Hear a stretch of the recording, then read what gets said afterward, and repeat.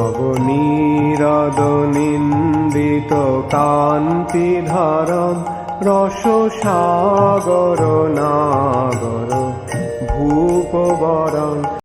ओम नमो भगवते वासुदेवाय। ओम नमो भगवते वासुदेवाय। ओम नमो भगवते वासुदेवाय। ओम नमो भगवते वासुदेवाय। ओम नमो भगवते वासुदेवाय।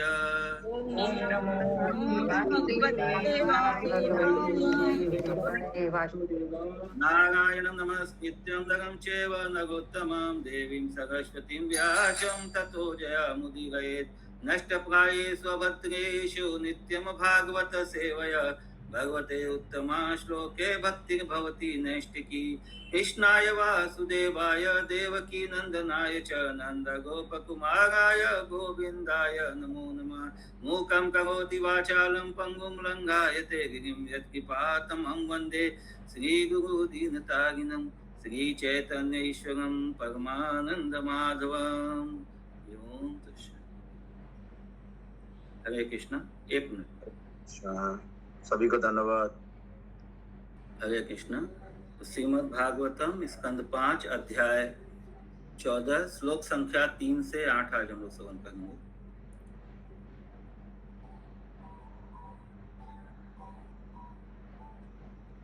अथ च यत्र कौटुम्बिका दारापत्यादयो अथ च यत्र कौटुम्बिका दार अपत्यादय नाम्ना कर्मणा विकशिगाल एवा अनिच्छतोऽपि। नाम्ना भृगशृगालः एव अनिच्छितोऽपि। कदर्यस्य कुटुम्बिनः पुराणवत्सरक्ष्यमाणं विशतोऽपि हरन्ति। कदर्यस्य कुटुम्बिनः वत्सवतः संरक्षणं विशत अपि हरन्ति। अनुवाद। ये राजन, इस भौतिक जगत में स्त्री पुत्रादि नाम से पुकारे जाने वाले कुटुंबी जन वास्तव में बाघ तथा श्रृंगालों की भांति व्यवहार करते हैं। चरवाहा अपने भेड़ों की रक्षा यथाशक्ति करना चाहता है, किंतु बाघ तथा लोमड़ियां उन्हें बलपूर्वक उठा ले जाते हैं। इसी प्रकार यद्यपि कंजूस पुरुष सतर्कता पूर्वक अपने धन की चौकसी रखना चाहता है, किंतु उसके पारिवारिक सदस्य उसकी समस्त संपत्तियों को उसके जागरूक रहते हुए बलपूर्वक छीन लेते हैं। तात्पर्य। सची माता जी। हरे कृष्ण बाबू जी, बाघ और भेड़िया एक ही होता है क्या? हाँ, बाघ और भेड़िया, हम लोग के बुक में भेड़िया लिखा हुआ है। हाँ, भेड़िया तो लिखा हुआ है यहाँ भी। भेड़िया अलग होता है, बाघ अलग होता है। लेकिन माता जी बाघ पढ़ रही हैं तो इसलिए हम पूछ रहे हैं। हाँ, बाघ तो कहीं नहीं आया। ये माता जी पढ़ रही हैं तो बाघ। हाँ, मेरे में है माता जी। कौन सा लाइन में लिखा हुआ है? अनुवाद के 3रे लाइन में। पढ़िए। बाघ तक। हाँ पढ़ोगे। हे राजन, इस भौतिक जगत में स्त्री पुत्र ठीक लिखा है, इंग्लिश में भी टाइगर लिखा हुआ है, किंतु बाघ तथा लोमड़ियां तो बाघ और भेड़िया शिकार करता है, वैसे ही इसलिए दोनों का। बाघ और लोमड़ियां उन्हें बलपूर्वक उठा ले जाते हैं। तो माता जी का रिवाइज वर्जन होगा, नया वर्जन, इसलिए उसमें करेक्शन आ गया। ये पुराना है। इसमें जो आ रहा है बुक स्क्रीन पे, उसमें भी भेड़िया ही लिखा है। हाँ माता जी, लेकिन ये पुराना वर्जन है। स्क्रीन में इंग्लिश में टाइगर लिखा हुआ है, प्रभुपाद जी का अनुवाद। ठीक है। तात्पर्य। हरे कृष्ण। तात्पर्य। हिंदी के किसी कवि ने कहा है, दिन को डाकिनी रात को बाघिनी, पलक पलक लघु चूसे। पत्नी दिन में। लोग कृपया करके दया कीजिएगा, कोई कुछ अपने ऊपर पर्सनली मत दीजिएगा कोई। माता जी लोग, ये दिखा हुआ है जो प्रभुपाद का तात्पर्य है, तो उसको सुनना चाहिए, एज इट इज लेना चाहिए। जी पढ़िए माता जी।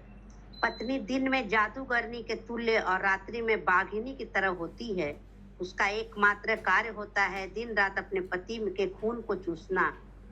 दिन भर पति बोल रहे वाह वाह। अरे नो कमेंट्स रिकॉर्डिंग। उसका माता जी हम एकमात्र पढ़े, आप कार्य पढ़ेंगे? पढ़ रहे माता प्रभु जी, हरे कृष्ण। उसका एकमात्र कार्य होता है दिन रात अपने पति का खून चूसना। दिन भर पति द्वारा खून पसीना एक करके अर्जित धन गृहस्थी के खर्चे में चला जाता है। रात्रि में एवं सुख के कारण पति वीर्य रूप में अपना रक्तपात करता है। इस प्रकार उसका रक्त अपनी पत्नी द्वारा अहर्निश चूसा जाता है, किंतु वह इतना पगलाया रहता है कि वह उसका बहुत अच्छी तरह भरण पोषण करता है। इस प्रकार बच्चे भी भेड़िए, श्रृगाल तथा लोमड़ियों के तुल्य हैं। जिस प्रकार भेड़िए, श्रृगाल व लोमड़ियां चरवाहे के सतर्क रहने पर भी मेमनों को उठा ले जाती है, उसी प्रकार बच्चे भी पिता का धन ले लेते हैं। यद्यपि इस धन की देखरेख पिता स्वयं करता है। इस प्रकार कुटुंबी जन भले ही पत्नी तथा संतान कहलाते हों, किंतु वास्तव में वे हैं लुटेरे ही। हरे कृष्णा। हरे कृष्ण। देखिए ऐसा है ना, पहले के श्रीमद् भागवतम लोग तो अपना ब्रह्मचर्य काल में पढ़ लेते थे, तो ब्रह्मचारी आश्रम में तब ये सब ज्ञान दिया जाता था ताकि सबको सही सही पता रहे कि आगे जो गृहस्थ आश्रम में जाने वाले हैं तो उनका मतलब क्या कंडीशंस हो सकता है। तो चूंकि हम लोग तो बहुत देर से यहाँ पे जुड़े हैं, इसलिए हम लोग को ये थोड़ा अजीब लगा है, ठीक है ना। तो इसलिए जो दिया हुआ है इट इज है। हाँ बोलिए माता जी। हरे कृष्ण प्रभु जी। एक तरह से पति जो भी काम करता है, जितना भी परिश्रम करता है, पत्नी और बच्चों के लिए ही तो करता है। हाँ। और किसी के तो लिए नहीं, अपने परिजन के लिए ही वो सुख उपार्जन करता है। तो इसी से वो अपने लिए कुछ सोचता नहीं है। एक्चुअली क्या है कि प्रहलाद महाराज तो बोले थे कि 5 वर्ष का आयु से भक्ति में लग जाना चाहिए है? तो हम लोग बहुत देर से आए इसलिए हम लोग को अजीब लगा है। लेकिन जब कोई ब्रह्मचारी आश्रम में रहेगा या कोई कम उम्र में जब ये सब ज्ञान अर्जित करेगा तो उसको कुछ मतलब उसके लिए वो समसामयिक ज्ञान होगा कि वो उसको पहले से आईना दिखा दिया जाएगा कि आप गृहस्थ आश्रम में जा रहे हैं तो आपके लिए क्या पोजीशन हो सकता है, वर्ष टू वर्ष। वो अपने लिए कुछ सोच ही नहीं सकता है। जो भी सोचता है, जो भी करता है अपने परिवार के आश्रम में जाने का फर्ज जाते हैं, उसी का ये पूरा एक्सप्लेनेशन है। ये कोई माताजी लोग के लिए बोला जाएगा या वैसा कुछ नहीं है, ये पर्टिकुलरली गृहस्थ आश्रम के ऊपर कमेंट्री है और समसामयिक जिसको बोलते हैं एकदम समय के अनुसार। हम लोग लेट हैं इसको सुनने में, लेकिन बहुत सारे पति लोग गुस्से में ऐसा बोलते भी हैं प्रभु जी। हाँ तो हो सकता है उन्होंने कहीं कमेंट्री सुन लिया होगा।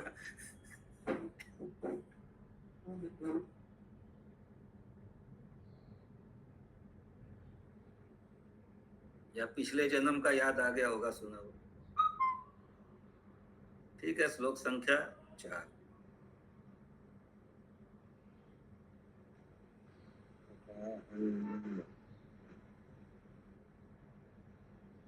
यथा हि अनुवस्तसरं कृष्णमानम् अपि अदग्ध बीजम्। यथा हि अनुवत्सरं कृष्णमाराणम् अपि अदग्ध बीजम्। क्षेत्रं पुनरेव आवपन काले गुल्मतीर्ण विरुद्धि ग्रहवगम् इव। क्षेत्रं पुनः एव आवपन काले गुल्म तृण विरुद्धि गहरम् इव भवत्येवम् एव गृहाश्रम कर्म क्षेत्रं यस्मिन्। भवति एव गृह आश्रम कर्म क्षेत्रं यस्मिन्। नहि कर्माणि उस्सिदन्ति यद् आयं कामकाण्ड एष आवसथ। नहि कर्मणि उस्सिदन्ति यतः यत् कामकाण्ड एव आवसथ। सविता गुप्ता माता जी म्यूट कर दीजिए। यस, रविंद्रनाथ सचिसुत प्रभु म्यूट करो। शिवास प्रभु म्यूट करो। हाँ बोलिए माता जी। अनुवाद। कृषक प्रतिवर्ष अपने अनाज के खेत को जोत कर सारा घास फूस निकालता रहता है, तो भी उसके बीज उसमें पड़े रहते हैं और पूर्ण रूप से न जल पाने के कारण खेत में बोए गए पौधों के साथ पुनः उग जाते हैं। घास फूस को जोत कर पलट देने पर भी वे सघन रूप से उगकर निकल आते हैं। इसी प्रकार गृहस्थाश्रम सकाम कर्म का एक क्षेत्र है। जब तक गृहस्थाश्रम भोगने की कामना पूर्ण रूपेण भस्म नहीं कर दी जाती, तब तक वह बारंबार उदय होती रहती है। पात्र में बंद कपूर को हटा लेने पर भी पात्र से कपूर की सुगंध नहीं जाती। उसी तरह जब तक कामनाओं के बीज विनष्ट नहीं कर दिए जाते, तब तक सकाम कर्म का नाश नहीं होता। हरे कृष्ण। तात्पर्य, जब तक जीव मात्र की कामनाएं पूर्ण पुरुषोत्तम भगवान की सेवा में पूर्णतः समर्पित नहीं कर दी जाती, तब तक संन्यास लेने के उपरांत भी गृहस्थ आश्रम की इच्छा बनी रहती है। कभी कभी कोई व्यक्ति हमारे समाज इस्कॉन में भावावेश में आकर संन्यास ग्रहण करता है, किंतु उसकी कामना पूर्णतः विनष्ट नहीं हुई रहती है। अतः अपनी प्रतिष्ठा तथा अपने एक नाम को लज्जित करके भी वह पुनः गृहस्थ आश्रम में चला जाता है। ये उत्कर्ष कामनाएं तभी पूर्णतः जलकर राख हो सकती है, जब कोई प्रभु की सेवा भक्ति में पूर्णतः संलग्न हो जाता है। हरे कृष्ण। मतलब भगवान का सेवा, भगवान का तुष्टि के अलावा और कोई उद्देश्य नहीं हो जीवन में, तभी आदमी ये जो है सफल हो पाता है, पूरी तरह से अपना कामना वासनाओं को जड़ से हटा पाता है। अदरवाइज जो जब तक वो पूर्णतः भगवत सेवा में अनुरक्ति नहीं होगा, अपना कुछ न कुछ इच्छा कामना रह ही जाएगा। प्रभुपाद ने भी बताया था एक बार, जब कोई ने उनसे पूछा कि प्रभुपाद आपने इतना लोगों को संन्यास दीक्षा दिया, ये दिया वो, लेकिन वो तो रह नहीं पाया, वो लोग तो फॉल डाउन हो गया। प्रभुपाद बोले ये आश्चर्य क्या बात नहीं है कि वो लोग रह नहीं पाया, आश्चर्य क्या बात है कि उसमें से इतना जन टिक गया कलयुग में। तो माया का प्रभाव बहुत प्रबल है।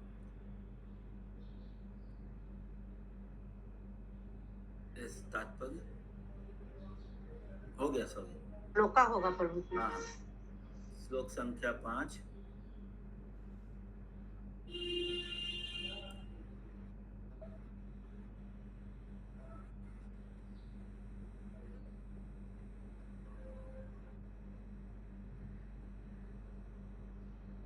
तत्र गतो दंसमशक समापशदेह मनुजे तत्र गता दंसमशक सम अपसदे मनुजे चलवशा कुंत तस्कर मूसकादिभिः सलक सकुंत तस्कर मूसक आदिभिः उपारुध्यमान बहिः प्राण क्वचित् परिवर्तमानोऽस्मिन् उपरुध्यमानः वहि प्राणः क्वचित् परिवर्तमान अस्मिन् अध्वानि अविद्या काम कर्मभिः उपरक्त मनसा अनुपापनार्थम् अध्वनि अविद्या काम कर्म भी उपरक्त मनसा अनुपन्य अर्थम नरलोकं गन्धर्वनगरमुपपन्नमिति मिथ्या दृष्टिरनुपश्यति नरलोकं गन्धर्वं नगरम् उपपन्नम् इति मिथ्या दृष्टि अनुपश्यन्ति। अनुवाद, भौतिक संपत्ति एवं वैभव से आसक्त गृहस्थ आश्रम में बद्ध जीव को कभी डांस तथा मच्छर तो कभी टिड्डी, शिकारी पक्षी व चूहे सताते हैं, फिर भी वह भौतिक जगत के पथ पर चलता रहता है।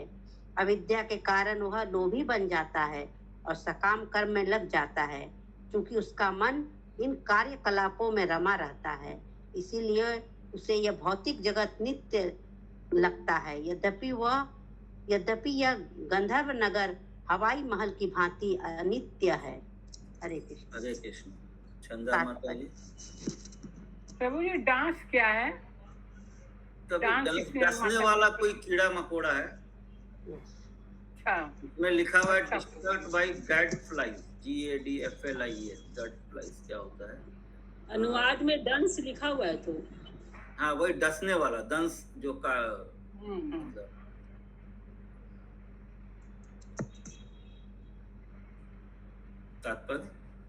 तात्पर्य श्री नरोत्तम दास ठाकुर का गीत है।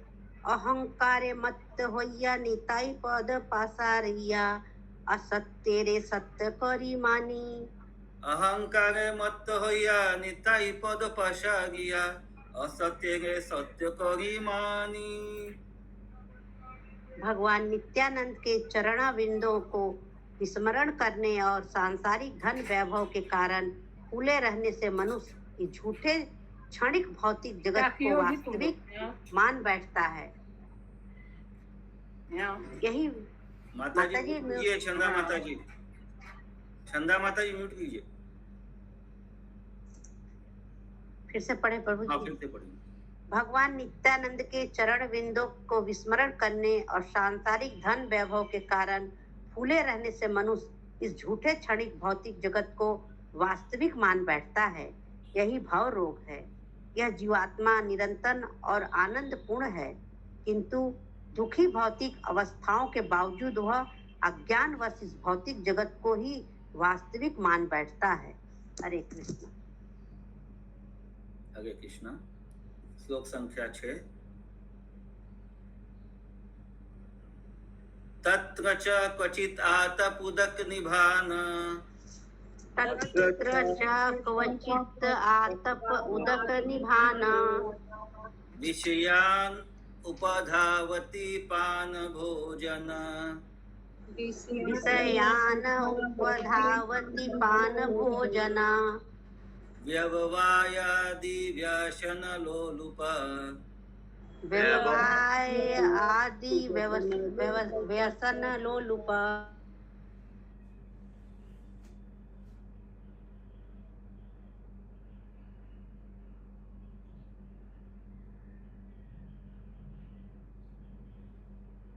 इसी प्रकार दौड़ता है जैसे मरुस्थल स्थल में मृग मरीचि के पीछे हिरण।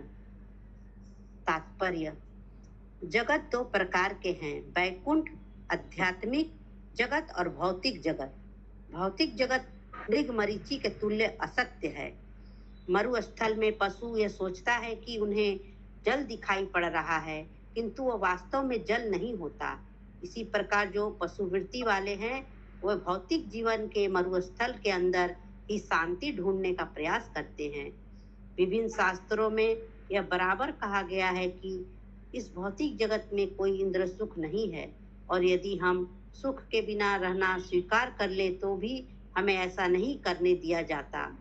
श्रीमद् भगवद गीता में भगवान श्री कृष्ण का वचन है कि यह भौतिक जगत न केवल दुखों से भरा है, दुखालयम है, वरन यह क्षणिक अशाश्वतम भी है।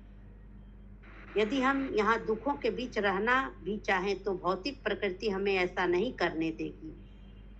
यह हमें अपने शरीर को बदलकर अन्य दुखमय स्थिति में प्रविष्ट करने के लिए बाध्य कर देगी। हरे कृष्ण।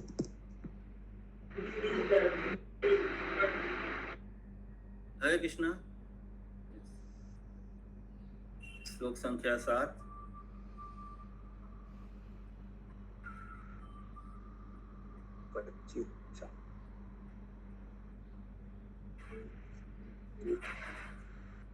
क्वचिच्च शेष दोष निषदनं पुरीश विशेष, क्वचिच्च अशेष दोष निषदनं पुरीश विशेषम्, तत्वर्ण गुण निर्मितमति, तत्वर्ण गुण निमित्तमति, सुवर्णम् उपादिष्ट सति अग्निकाम कातर, सुवर्णम् उपादस्ति अग्निकाम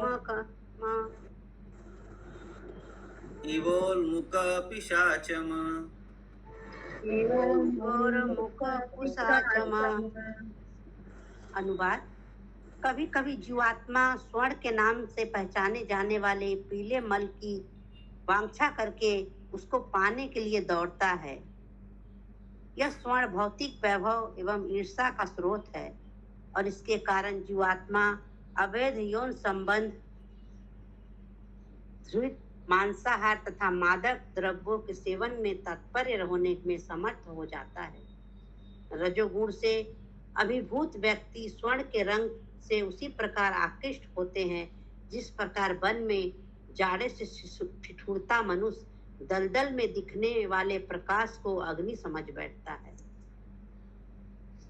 तात्पर्य: परीक्षित महाराज ने कली से उनका राज्य त्याग कर उसी क्षण चले जाने तथा 4 स्थानों में जाकर रहने के लिए कहा: वेश्यालय, मदिरालय, वधशाला तथा धृत गृह। किंतु कलियुग के किसी एक ऐसे स्थान दिए जाने के लिए प्रार्थना की जिसमें ये चारों सम्मिलित हो। तब महाराज परीक्षित ने ऐसा स्थान दिया जहाँ स्वर्ण संचित होता हो। स्वर्ण में पाप के चारों तत्व विद्यमान होते हैं। फलतः आध्यात्मिक जीवन में जहाँ तक संभव हो स्वर्ण से बचना चाहिए। जहाँ स्वर्ण रहेगा वहाँ अवैध यौनाचार, मांसाहार, धूत कीड़ा तथा मादक द्रव्य सेवन ये चारों रहेंगे। चूंकि पश्चिमी जगत के लोगों के पास प्रचुर स्वर्ण है, अतः वे इन चारों पापों के शिकार होते हैं। स्वर्ण का रंग अत्यंत चमकीला होने से भौतिकवादी व्यक्ति इसके पीले रंग से अत्यधिक आकर्षित होते हैं, किंतु यह स्वर्ण वास्तव में एक प्रकार का मल ही है। जिस व्यक्ति का यकृत खराब हो जाता है उसका मल प्राय पीला होता है। इस मल का रंग भौतिकवादी व्यक्ति को ऐसा ही आकर्षण प्रतीत होता है जैसे गर्मी चाहने वाले व्यक्ति को मायावी प्रकाश। हरे कृष्ण। हरे कृष्ण। आप कोई स्वर्ण के लिए बोलेगा भी नहीं। अक्षय तृतीया को स्वर्ण खरीदना है, ये वो सब भूल जाएगा। टेक्स्ट 8। यस माता जी। कोई नहीं भूलेगा। माता जी, प्रभु जी कहते हैं कि जो पाप से कमाया गया स्वर्ण हो उसमें ये कली बैठते हैं। अभी देखिए, ऐसा भागवत में तो कहीं लिखा नहीं है कि पाप और पुण्य वाला। यहाँ पे लिखा स्वर्ण में, कलयुग में स्वर्ण में ये रहेगा, कली रहेगा। तो उससे क्या इसीलिए होता है, देखिए पाप और पुण्य से कमाए, लेकिन जो स्वर्ण का जो नेचुरल टेंडेंसी है तो उसके कारण जो है ये सब पाप आ जाता है ना। नहीं तो साधु लोग भी पूरा स्वर्ण वर्ण पहन के रहते कि बोले तो शुद्ध है, शुद्ध भी मान सकते हैं। सोना नहीं रहेगा शादी नहीं होगा प्रभु जी।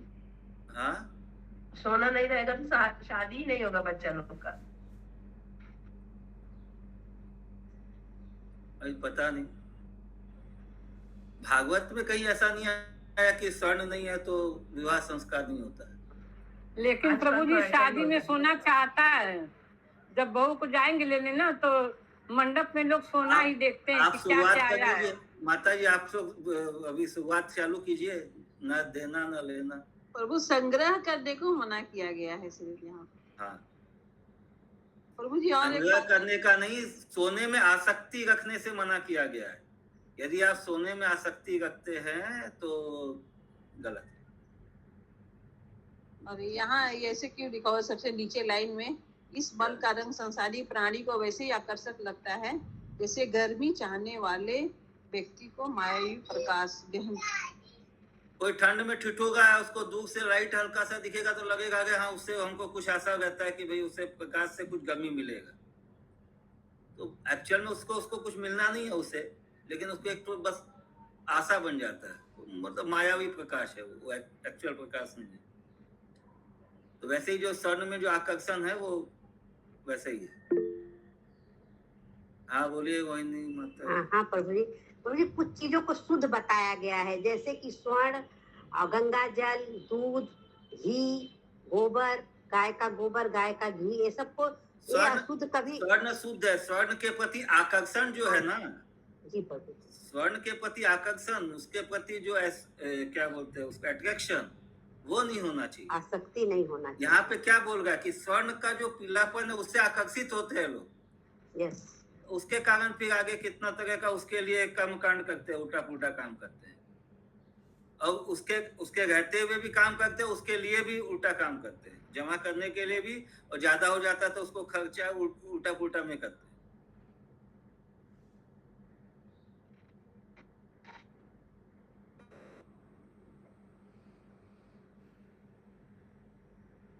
अथ कदाचिन्निवास पाणीय द्रविणाद्य अनेकात्मो अथ कदाचित निवास पानीय द्रवीण आदि अनेकात्मोपजीवनाभिनिवेश एताश्यम अनेक आत्मा उपजीवन अभिनिवेश एतस्याम् संसाराटव्यामितस्तत परिधावति। संसार अट्टव्यामः व्याम इतततः परिधावति। अनुवाद: कभी कभी यह बद्ध जीव रहने के लिए निवास स्थान ढूंढने एवं अपने शरीर की रक्षा के लिए जल तथा धन प्राप्त करने में लगा रहता है। इस नाना प्रकार की आवश्यकताओं को जुटाने में संलग्न रहने के कारण वह सब कुछ भूल जाता है और भौतिक अस्तित्व के जंगल में निरंतर इधर उधर दौड़ धूप करता रहता है। देखिए, हम लोग भी तो ऐसे करते हैं। हम लोग भौतिक जगत में ऐसा बोलते हैं कि ये तो इतना तो करना ही होगा। हम लोग अपने आप को सांत्वना देते हैं, अपने आप को समझाते हैं कि हम लोग भौतिक जगत में हैं, इतना करना ही पड़ेगा, इतना तो पंडिताई नहीं चलेगा, भौतिकता को हम लोग खुद पकड़ के रखते हैं। लेकिन भगवान तो सबका सब कुछ जो जरूरत है पूरा करता है। तात्पर्य, जैसा कि इसके पूर्व कहा जा चुका है, निर्धन वणिक जंगल में इसीलिए जाता है कि वहां उसे सस्ती वस्तुएं मिल सकेगी, जिन्हें लाकर वह नगर में लाभ सहित बेचेगा।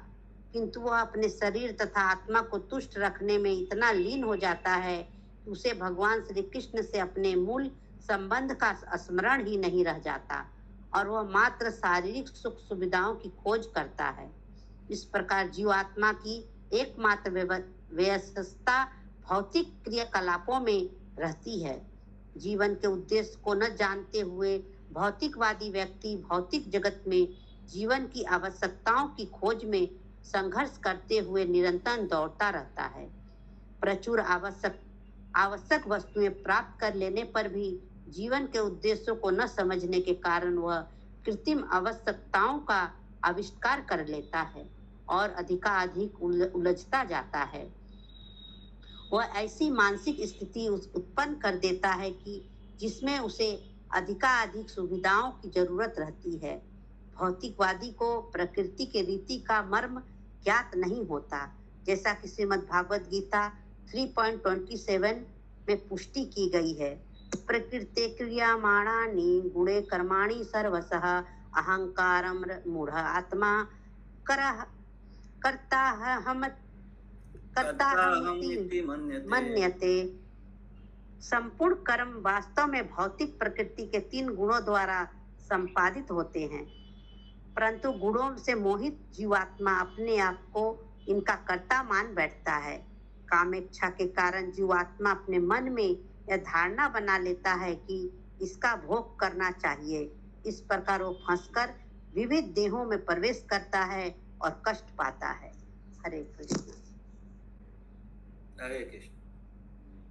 श्लोक संख्या 9। क्वचिच्च वात्य अनुपमयाय प्रमादया क्वचिच्च वात्य अनुपमया प्रमादया आरोहमारोपितस्तत्काल राजस राजनी तत्काल राजस रजनीभूत इव असाधु मर्यादो राजस वलक्षो अपि विवाह असाधु मर्याद रज्ज्वल अक्षर अपि दिक् देवता अति गजवालमति न विजानति देवता अतिरजक्वमति न विजानति।